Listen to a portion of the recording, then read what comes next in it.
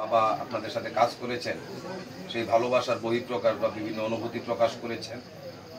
তার পাশাপাশি আপনারা ওনার জন্য দোয়া করবেন যাতে মহান আল্লাহ রাব্বুল আলামিন ওনাকে জান্নাতুল ফেরদৌস দেন।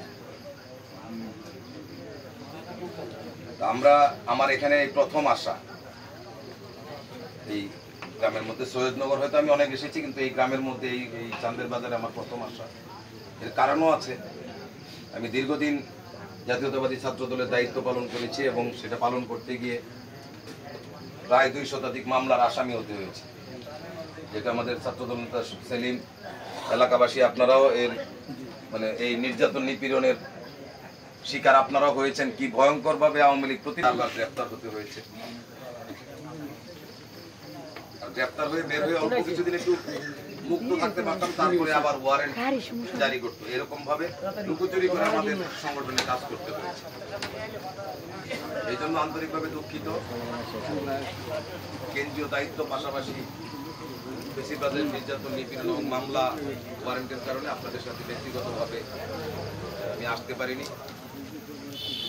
এখন একটা শিবপুরের মানুষের উন্নয়ন নিয়ে কিভাবে শিবপুরের মানুষের মধ্যে একটি পরিবর্তন আনা যায় এই লক্ষ্যে চিন্তা করি এবং কাজ করার চেষ্টা করছিলাম।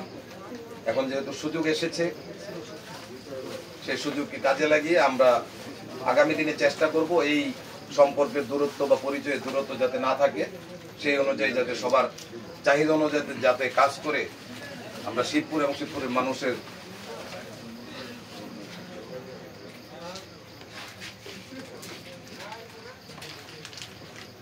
আমরা যাতে কাজ করতে পারি, এরকম এই পরিবেশে আমরা সেই কাজগুলি অব্যাহত রাখবো।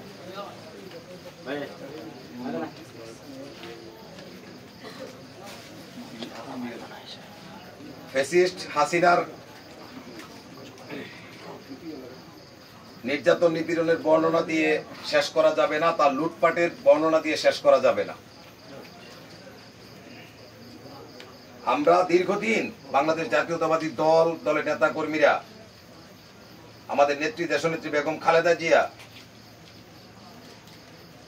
ওনাকে পর্যন্ত জেলখানায় বন্দী করা হয়েছে, কিন্তু জনগণের অধিকার লড়াইয়ের সংগ্রাম থেকে এক বিন্দু আমাদেরকে সরাতে পারেনি। আমরা প্রতিনিয়ত মানুষের ভোটের অধিকার, এই দেশের অর্থনীতি যে লুটপাট করেছে তার প্রতিবাদে মানুষের অধিকার প্রতিষ্ঠার সংগ্রামে আমরা নিয়োজিত ছিলাম। এককভাবে আমরা বারবার সফলতার দ্বার করতে গিয়েও চূড়ান্তভাবে সফল হতে পারছিলাম না ফ্যাসিস্ট হাসিনার বিদায় করার জন্য।